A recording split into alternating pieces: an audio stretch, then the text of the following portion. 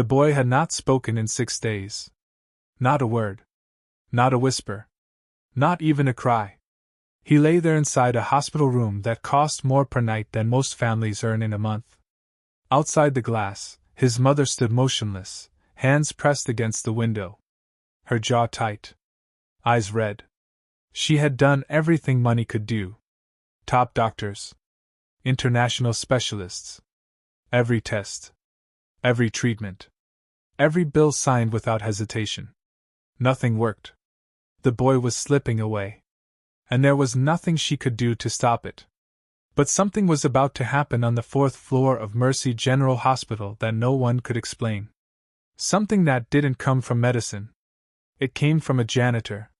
Before we go deeper, if this story moves you, hit like, subscribe, and tell me where you're watching from. I'd love to know how far these stories travel. Now, what could a janitor possibly do that world-class doctors could not? Grant Forrest didn't wake to an alarm. It was the pipes. Every morning at 4:30, the old building groaned awake with him. He'd lie still for 60 seconds, staring at a water stain on the ceiling he never had time to fix. Then he'd breathe. Just breathe. Because some days that was all he had.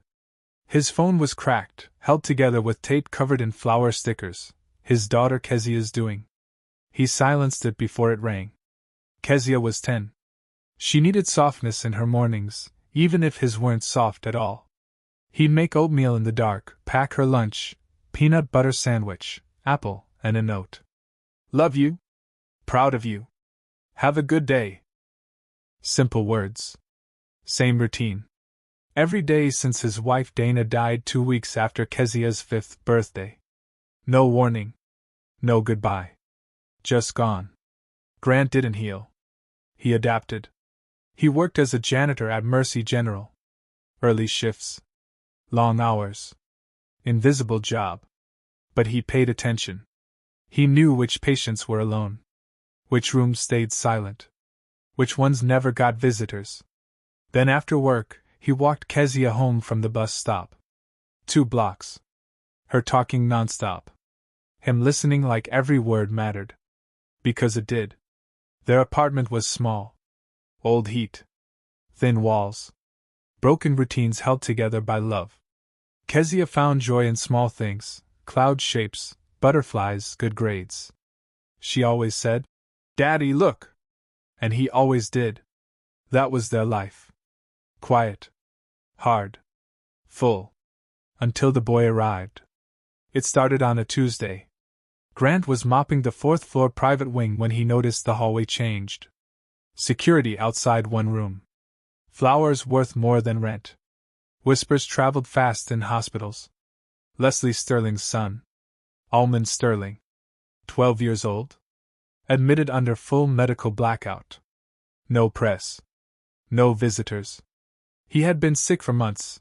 Fatigue, weight loss, pain that seemed to move through his body. Doctors ran everything. Nothing explained it. Even Dr. Raymond Keller, the hospital's best, was out of answers. Grant kept working. He didn't interfere. He never did. Until he heard it. Crying. Not loud. Not dramatic. The kind that means someone has already given up. He looked through the glass. The boy was curled on his side, shaking. Alone. Grant stopped. He thought of Kezia. Of fear. Of silence. He knocked gently. No answer. He opened the door just slightly. "Hey, you okay?" The boy didn't respond. Grant stepped in halfway and said softly, "You don't have to talk. I just didn't want you alone." He sat in the doorway. No pressure. No questions. Just presence. After a long silence, the boy whispered, "Are you a doctor?" Grant smiled faintly. "No. I clean up messes." Something shifted in the boy's face. Not relief exactly. But less fear. That was the first moment. Unseen, Carla Benson, a senior nurse, watched from down the hall. She said nothing. But she noticed. Because in all her years, she had never seen that boy relax. Not once. The next morning, Grant returned. He told himself it didn't mean anything. Just checking in. But when the boy saw him again, he said, "You came back." Something tightened in Grant's chest. Because that wasn't normal in his world. They talked lightly at first. Then more. Almond said no one talked to him like a person. Doctors spoke over him. His mother was always busy. "Like I'm not even there," he said. Grant replied, "You are not a problem. You're a person." No lecture. Just truth. Days passed. Grant came every morning after mopping. 15 minutes. Sometimes 20. The boy started eating again. Sleeping better. Nurses noticed. Carla told Dr. Keller. He didn't believe it at first. Then he saw the charts. Improvement. Subtle. But real. No change in medication. Only one change. The janitor. Then the pressure came. Leslie Sterling's attorney found out. Gavin Pierce.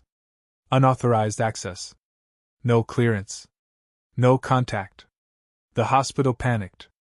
Grant was called in. Polite voice. Firm message. "Stop going to the 4th floor." He said nothing. Just nodded. But in the stairwell, he stopped.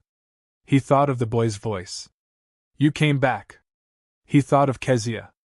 And for the first time in years, he cried quietly where no one could see. Because rules were easy.